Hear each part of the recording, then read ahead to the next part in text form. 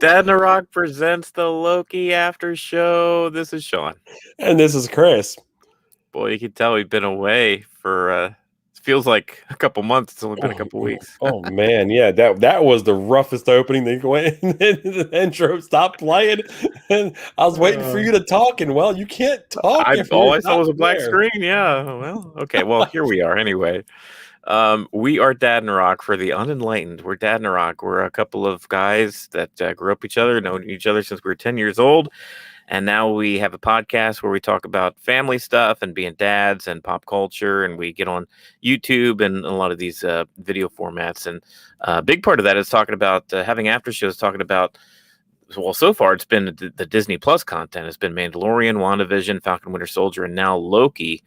Eventually, we'll branch out into other streaming services like Ted Lasso and stuff from Amazon. I think The Boys, but so far it's been Disney Plus, and man, we're on our third Marvel show already. Yeah, I mean they're pumping them out, and they've been great. I mean, I was a little behind the curve here. I was in Disney when the first one came out. Poor me, but so I had to catch up today and watch both of them, and man, I was not disappointed. I loved every second of what I watched today. Yeah, good. Yeah, so episode 1 and 2, we're kind of doing a combined conversation today because we missed last week. But going forward, we'll just do a recap, kind of an after show each and every Wednesday as the show progresses. But we've only got 6 episodes in total, right? Yeah, only 6. I mean, they're pulling the Falcon Winter Soldier on us, so. I mean, we're already a third of the way through it, so it's crazy. And if you guys are watching live, feel free to drop a comment. Let us know what you think, what's going on. We will absolutely interact. If you're not watching live, shame on you. Catch us live the next week. We're switching up the format a little bit too, as far as how we do this after show stuff. So typically we would do like full recaps and talk about the entire episode and go scene by scene. I think Chris and I wanted to do more of a general discussion, especially this week, since we have kind of 2 episodes. We'd be here for a long time if we went scene by scene with these 2. But overall, so far, you've seen episode 1 and 2. Did you watch them back to back? Did you watch Loki as it aired last week or no? No, I mean, I was going to. If you were going to go ahead and do the episode and then have a guest host, I intended on it. It was a long day, and it was going to be an even longer one if I intended on doing that. Right. So I decided not to, and I watched them both today, pretty much back to back. I mean, it was pretty close. Okay. And I mean, I didn't know what to expect time wise, how long it was going to run, and then I seen the run times were both 50 minutes plus. I was impressed when I seen that. Yeah, they're long episodes for sure. There's a lot of meat on the bones there. They didn't feel long. I mean, they felt properly done. The pace was well. It kept you sucked in, so you didn't feel like you were sitting through a long period of time. I did prefer that over some of those WandaVision episodes where you just were starting to get into it, and then it would start to play the credits, and you're like, that's it? Yeah. Well, there was also something really good to that, because if you are stopping and you're going, oh, that's it. That means you're watching a good show, yeah. Yeah, and that means they got you. That's right. What they wanted you to do. I mean, even at the end of the second episode, you're like, oh. That's right. And now we got to wait a week to get some type of, payoff on what they left us on. True. So how are you feeling so far 2 episodes into it? As of right now, and I am shocked that I'm going to say this, I enjoyed these 2 episodes more than anything else we've had so far on Disney Plus, including The Mandalorian. Wow. These 2 were more, exactly. I knew that was going to shock you. Boy, they were fun. It was everything I remember of Loki. Mm-hmm. Then Owen Wilson coming into it and him playing his character. It was enjoyable. It was lighthearted. It was heavy kind of when it needed to be. Right. I mean, definitely when it came around to when Owen Wilson's character, Morbius, showed Loki his mom in the projections and everything, and then he sat back and he was doing all of that. You've seen the pain in his face, and then when it rolled like end credits basically on him, like you've seen the reality sit in on him. Yeah, those things there were the heavy parts, but there was so much light in it that it was a perfectly well-rounded 2 episodes, in my opinion.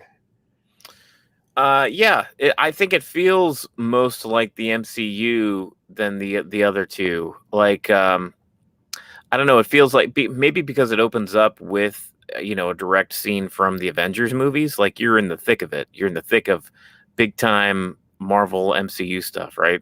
Where WandaVision started off and it was like the sitcom thing, and you kind of didn't know what was going on, and it had a very different feel. And even Falcon and Winter Soldier, like they're talking about things going on in and around the snap and sort of the state of the Marvel universe now currently. But this like took us back in time to not only Endgame, but because Endgame went back in time to the original Avengers, like we were seeing stuff from 2 different, Avengers movies, and it felt more MCU, if that makes sense. I don't know why exactly. It felt bigger. Well, not only did it feel bigger, but we seen characters. We seen, I mean, we didn't see Ant-Man, but we know who kicked the case. We've seen Hulk. We saw Tony Stark. Yeah, Tony Stark. That's.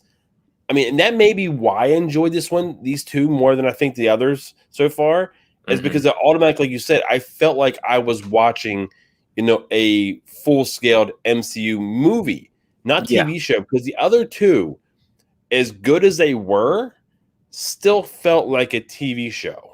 Right. These 2 episodes, definitely watching them, like the way I watched them back to back, it felt like a movie. Yeah. Yeah, that's I mean, that's a big compliment. As far I was surprised where you said you liked it or enjoyed it more than Mandalorian. I was like, whoa, all right, you're really enjoying it then. Yeah, no, I am all in on it. I can't wait till next week. Definitely with the ending. And I mean, it may be the whole Tom Hiddleston seeing Loki, because I enjoyed Loki. Loki is one of those fun, like, anti-heroes, and you're seeing it even through here. So they're not changing his character in any manner. He is staying the exact same personality as we originally met him. And seeing, like I said, the pain when he fast forwarded to where, Odin died, and they're sitting on top of the see Thor. That's another thing. We're seeing Thor. We're seeing characters that we haven't really seen in a new format in a very long time. I do like we are kind of taking narrative shortcuts with Loki a little bit, because essentially, we're picking up Loki's character right from when he lost in the first Avengers, like when he was still like a bad guy, essentially. He hadn't been around that long, and he had a couple of Thor sequels since then. He had a couple of Avengers sequels since then. He had a lot of character growth since he lost that initial battle at New York, and we don't get to see that because we basically essentially reverted back to old Loki from like 2012. So they had to do a lot of things to like catch him up to kind of be closer to the Loki that we remember seeing, when Thanos crushed his neck. And they did that, I think, pretty successfully, when just the banter back and forth with Owen Wilson's Mobius character, like Mobius, like he's a good character. Like I like Owen Wilson as a performer and as an actor anyway, but I think it just fits this character and who he is, because it's like when you work for the TVA and you are at like this ultimate level of power, and you just like you know everything about Loki, you know everything about the events of the past and how they lead up to the current timeline. Like they're super powerful. I mean, they got a drawer full of Infinity Stones. That they use for paperweights. Yeah. So of course he's laid back because he like knows how this should be, and he knows about Loki, and he really pushes Loki's buttons. It's almost as though we spent 2 episodes, or at least a majority of the first episode, really kind of breaking Loki. Kind of like almost like the military does, where it like breaks you down into wanting to serve, that kind of thing. Like it breaks you of your habits and your personality and your any kind of belief system that you might have had before, and it breaks you down and rebuild you. Yeah, exactly right. And that's kind of what happens to Loki in these 2 episodes. Yeah, it was fun watching him go through that maturation. Definitely when all of a sudden he's a part of them.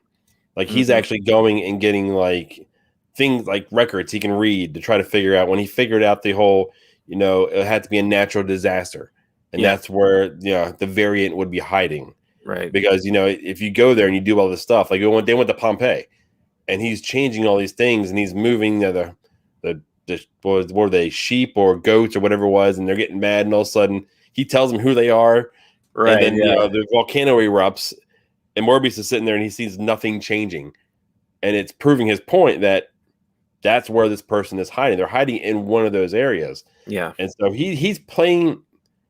I can't tell. And this is why I love the show. I can't tell the role he's playing.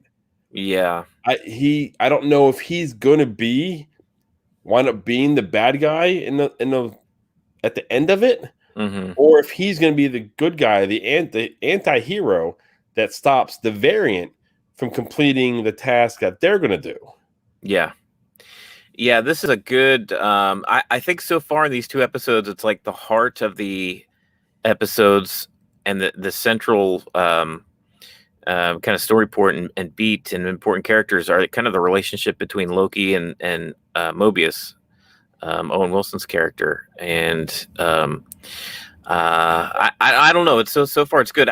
And you're right. Like I'm not too sure of anybody's motivations. I mean, Loki especially, because Loki is just kind of that kind of character where he's the god of mischief. He could go back and forth. He could, pat your back or stab your back. Depending on what his mood is. I haven't stabbed anyone in the back. You've done it like 40 times. I won't do it again. Right? Yeah. And even Mobius though is like, so is Mobius just kind of like using Loki because he needs Loki in this particular time? I give the Owen Wilson's performance, I get the intention that he actually does kind of like Loki, and he feels for him, and he wants the best out of Loki, especially the way he talks about him is like, know yourself, like let's hear about the real you, that kind of thing. But then when he has a meeting in his office with his boss, he's just like, whatever, if Loki fails me the second time, then we'll just get rid of him. So it's kind of like this, what are his intentions, like how does he really feel about Loki? I believe he's somewhere in the middle. I don't think he likes Loki, but I don't think he dislikes Loki. I think if Loki went away, he wouldn't care. Yeah. But if he can keep Loki around and convert him into another timekeeper or whatever they Minutemen or whatever they are, right, I think he would prefer that. Yeah, and even just the dynamic of who the villain is, and I'll talk about that more in depth a little bit later. But as far as folks and people's intentions, I'm not sure what we're seeing is exactly what we should be seeing or interpreting, I guess. Well, it goes right back, if you're like with WandaVision. Yeah, it goes right back into that. This is unlike Falcon Winter Soldier, which was straightforward. This here is reverting back to the other way they did it. Yeah, where it's going to be nothing but questions and theories, and we're going to try to figure things out and connect the dots, and that's what I enjoyed about WandaVision, and I think that's why I'm loving this one as much as I'm loving it.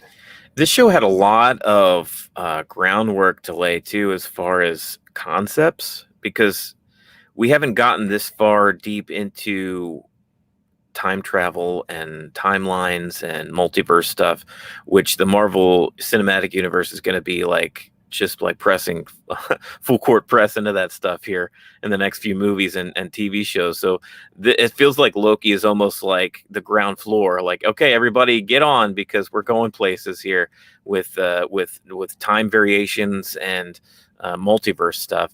Do you think they're doing a good job so far as taking us along that journey and basically teaching us how the heck the Marvel universe works?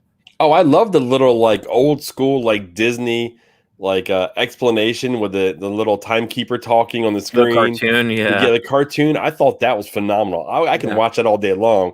Right. That had the old school Disney feel to it.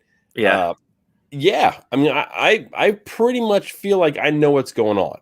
Okay. To this point now, I think they're doing a really good job at laying, like you said, laying that groundwork so you understand. Now, this is where I've got a little bit of a problem for them, not us, because we're watching the show. But they've said, Feige has come out and said, you don't have to watch any of the actual Disney Plus stuff. you will understand what's happening in the actual on the big screen.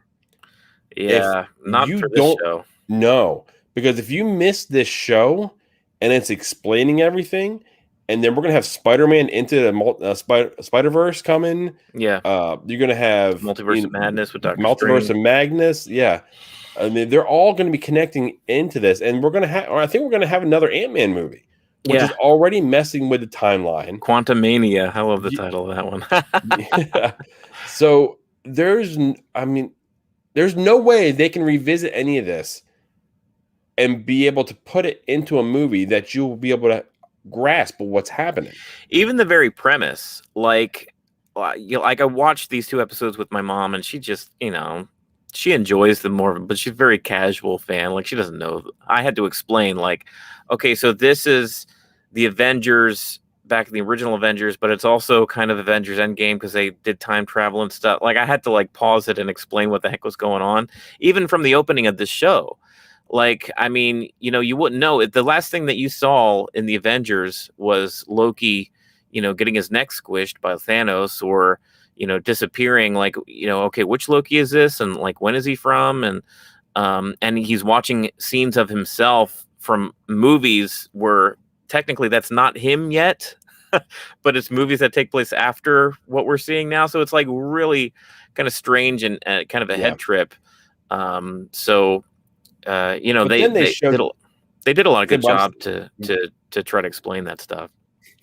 Yeah, but then they showed the multiple Lokis, just take different forms, different kinds of Lokis. Yeah, The DB Cooper Loki, which I thought was funny, which was a bet. I guess he lost with Thor. Right. I thought that would be more important to the show, and that's another thing. It's like these first 2 episodes, I feel like I've seen maybe 90% of the stuff that we've seen in the trailers. I feel like we have a lot left in the show where we haven't seen anything yet. Yeah, which is cool. yeah, no, I like that. And I think that's kind of their MO. They'll give us, the trailers that are set up to the first episode or 2. Yeah. And then leave us in the dark for the rest. Definitely with a season as short as 6. Right. They can't spill too much. Mm-hmm. So the way that we're talking about the show and the way we're doing this after show going forward, each episode, and this time we're just going to do 2, but each episode going forward, Chris and I will each have a kind of a clip that we'll show and a point of discussion that we'll want to bring up as far as what we thought is important in that particular episode.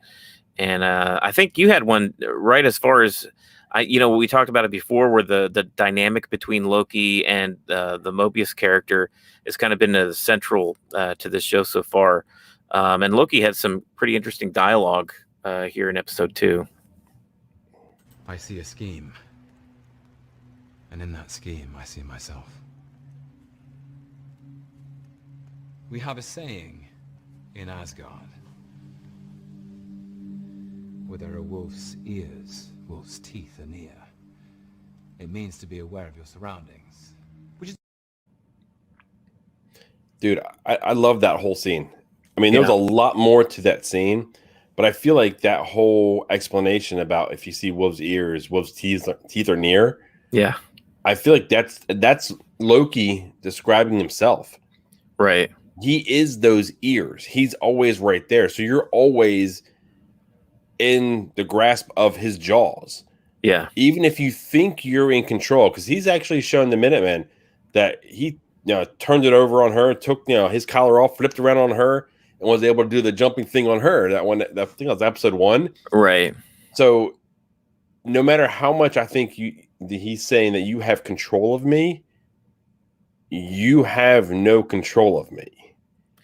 Yeah, and I took that scene to really point out Loki saying, like, wolves are dangerous up front because of their teeth. They're dangerous as far as their sharp bite and what they could do to you, but they're also dangerous from their sharp ears because they're so aware of their surroundings. They take the time to listen. They take the time to understand and know their prey, that kind of thing. And later on in the scene, he's even like kind of BSing, like, hey, let me see the timekeepers, blah, blah, blah. Let me do this for you. And they take a pause, they take a beat. And Mobius, he says, Nah, you're lying. You're lying. Because he's like, Loki, I have pretty sharp ears myself. Yeah. So it was like that's the dynamic between these two. Yeah, it's kind of the banter back and forth. Who can outwit the other? Yeah, exactly. So I thought that was cool too, like bringing some of that old Norse or that old Asgardian wisdom here. Anytime they mention Asgard, like I'm for it. Like I can't wait to see Thor: Love and Thunder. You and I loved Ragnarok. Ragnarok is a big part of what we got our show name from. Yeah, exactly. Our brand. So yeah, I think I can't wait to see more of these characters and to see the relationship between these two grow and how they end up at the end of this thing. And Mobius is like, it's like a brand new character. Like, there's a lot of work done because I know and love Owen Wilson. You and I have been watching Owen Wilson movies since the 90s. So it's like, it's pretty short. It's damn Lightning McQueen and, Shanghai Nights, Shanghai Noon and, Wedding Crashers.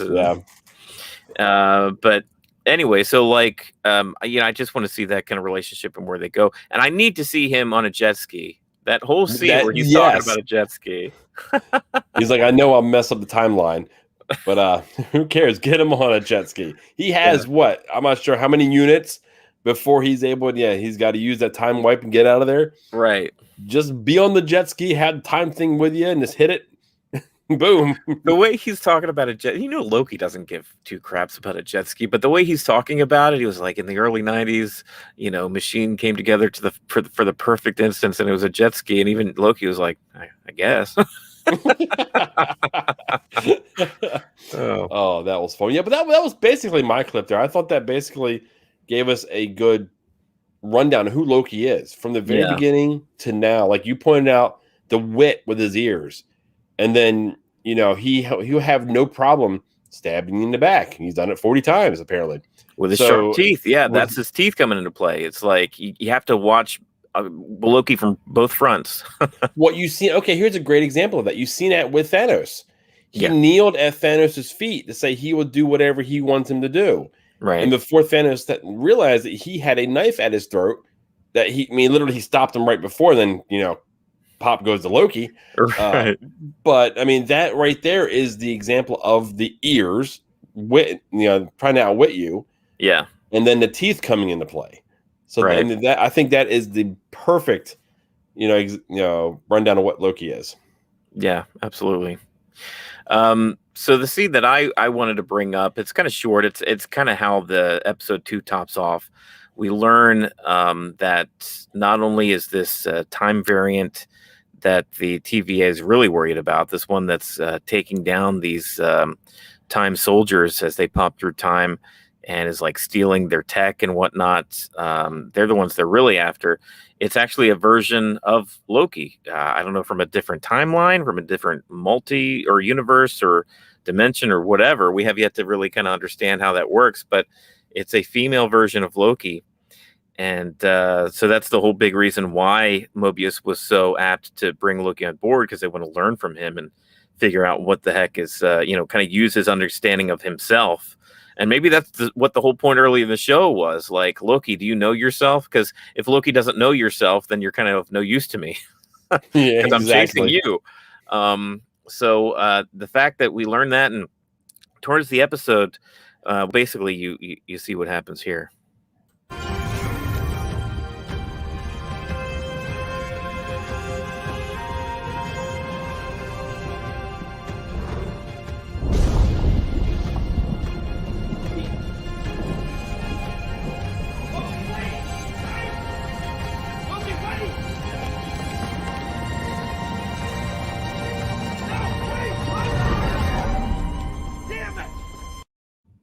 Damn it. Yeah, so when I got to her scene, everything that we've seen to this point, she was kind of under hood and kicking these guys' butts, but everything we've seen from the TVA outside of how charming Owen Wilson is has been very like bureaucratic, very red tape, very corporate, very ho-hum. They're just kind of doing their job, and it's like you don't get a very positive or negative feelings from this entity called the TVA. It just kind of is what it is. Like, they kind of do their thing, and Mobius is kind of the only character that you'd want to spend any time with, honestly. Yeah. So, but they're presented as the good guys, kind of, because they're chasing what seems to be a bad guy, a dark hooded figure that's, being violent towards them or whatnot. But I feel, I just get the feeling like we don't know everything, especially with how elusive these timekeepers are, how there's these gods that we've only seen in cartoon form so far, and how they're really just kind of, they've been too busy to appear. And even the fact that that Mobius himself has not met these characters, he just kind of trusts and believes that he was created by these guys and does, dedicates his life and his work to them, because he believes, and he even says as much, because I believe in the sanctity of keeping this timeline together, this one timeline, and avoiding, a multiverse, so you can avoid a war between different universes. So hey, that's something, if you believe that, that's something to follow along with and dedicate yourself to. But the fact that we don't see them, and we just get these short shots of his boss, that Mobius guy. I forget her name, and the actress's name too, but she is always very kind of sketchy too. Like even Loki in the beginning, when he was waiting in that turnstile line, he's like, okay, what do they do? Well, they develop the timeline, and they basically untangle the future timeline. It's like, okay, well, what do you do? Well, I develop the timeline depending on what they tell me. And it's like, very nebulous. And I think there's more to that story. There's something that we're not seeing. And I think maybe this female Loki knows something, just for the simple fact that she kidnapped one of these time soldiers and essentially told her or showed her something that really messed her up. I mean, when they got to her, she was like gobbledygook, like blah, blah, blah, blah. Yeah. She went kind of nuts. And she told Mobius that I've given up the location of the timekeepers. She freely gave that information to this female Loki. And why would she do that unless this female Loki showed her something that would mess up her worldview? So there's definitely more going on here. And at the end of this episode, she sets a bomb off to where everything that they've been trying to avoid, their whole, modus operandi, is to keep this timeline one line.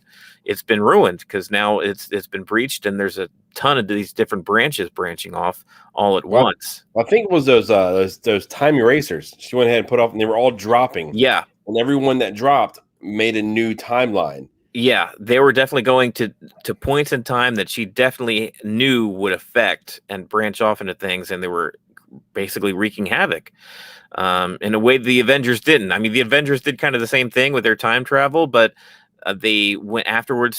Steve Rogers, put everything back the way it was. Apparently, we haven't seen that story yet. Hopefully, we get more of that. Hopefully, we get an inkling of, as far as how Steve was able to mend this thing, but maybe not. They've already talked about it, and maybe we've already gone past that story point. I was gonna say, it all depends on how far along we go within the timeline. Yeah. Like, will this timeline at the end of the show meet up to the end, or like basically the beginning of Falcon Winter Soldier after the blip? Right. Will it get to that point, or will we go beyond that point? Because right now they're all over the place. They're going in the 1500s, and they're going to the 1980s, and I mean, it's like within the actual TVA themselves, they can go and come wherever they want to go. Yeah. So it's the door's wide open for this show. I mean, and we kind of said that before, as far as I don't know what to expect, and halfway through WandaVision, or I'm not sure what to expect. Falcon and Winter Soldier, but I think this more so than those two. It's like I have no idea where this goes from here. I know eventually we're gonna get to more of like, hey, the MCU has issues with the multiverse now, but we're kind of already here, like, because it just happened the end of this episode. We saw the timeline branching off. So it's like, how deep are they going to get into the repercussions of what that even means with the 4 remaining episodes of this show? Now, we're very early still in this. Yeah. And this is me being me. I'm sorry. I'll apologize ahead of time. But we know Doctor Strange can actually warp time. Yeah. Do you think there'll be any interaction towards the end of this with either Loki, female Loki, or the TVA that's going to tie into the multiverse of madness? Because the more I watch this, I heard some rumors and some like talk that we may see Loki in that. Which, with this here, which Loki will we get? Will we get female Loki? Right. I mean, they're already giving us a female Thor. Yeah. You know what I mean? So will they go that route? I don't know. I see this tying in, to so many other things, but then they're also going ahead and giving us the Eternals. They are dropping some big things on us that is world turning to the universe that we know. Right. We thought we knew how big things got at like the Infinity Stone level, like knowing about why Thanos was after these, these 6 gems and learning about them, and we thought they were the ultimate power in the universe. And we get this show, and it's like, oh no, there's actually a level above that where they, don't even really care about those stones. That's how powerful they are. So it's like, how deep did this rabbit hole of power go with the MCU? I don't know, man, but it's I mean, I'm along for the ride. I mean, they've got me now. I mean, there's no backing out. This should be a fun time. Yeah. But I mean, what do you think? Are we? Wow, this is rough. So what are your expectations going forward? I think that's where I was trying to go with that. Expectations going forward.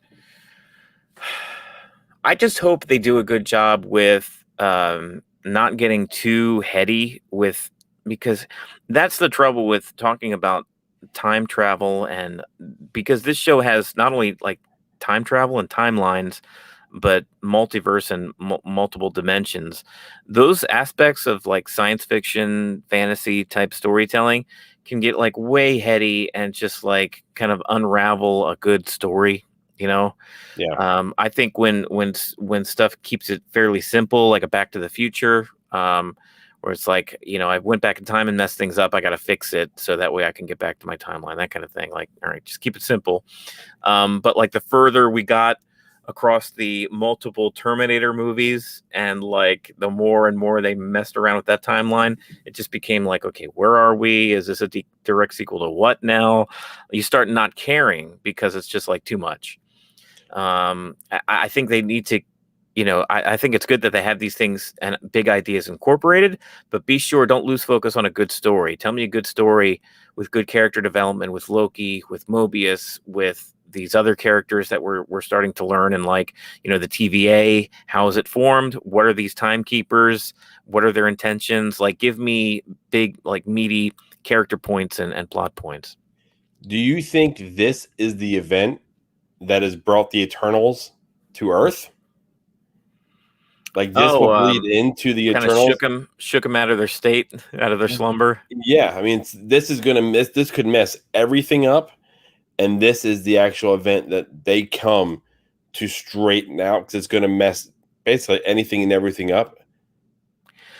Maybe, yeah. Apparently, this event that just took place in the 2nd episode of Loki is more important than the Infinity Saga and the Snap and the stuff that we thought was super important. Apparently, all that stuff was supposed to happen according to the timekeepers and the timeline and stuff. So yeah, apparently this shakeup is actually more of a shakeup than everything that we've seen thus far. So that's kind of crazy. Yeah, if anything, it would be this as opposed to the Snap. Yeah. Okay, guys. Well, I mean, that's kind of our rundown of the first 2 episodes here.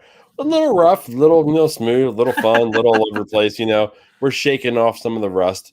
That's right, and starting a new format. So good for us. Oh yeah, the whole thing. But Sean, who are we? What do we do? Where can you find us? We're Dadnarok. We do an audio podcast. You can find anywhere audio podcasts are, Apple Podcasts, Spotify, etc.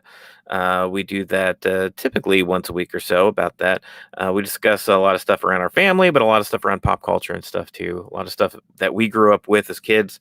And then we also do stuff on YouTube and Twitch and Twitter. We have presence on pretty much any social media, even TikTok. Chris goes on there, does TikTok videos. Check out dadnarok.com. You're going to find links to everything that we do. You're going to find past episodes, and you'll even find a link to our shop at TeePublic. Yeah, and like that little banner there, it says subscribe, subscribe, subscribe. Absolutely. Okay, guys. Well, until we see you next Wednesday at 10 o'clock, where we'll discuss the most recent Loki episode, go ahead and say what? Keep it cheesy. We'll see ya.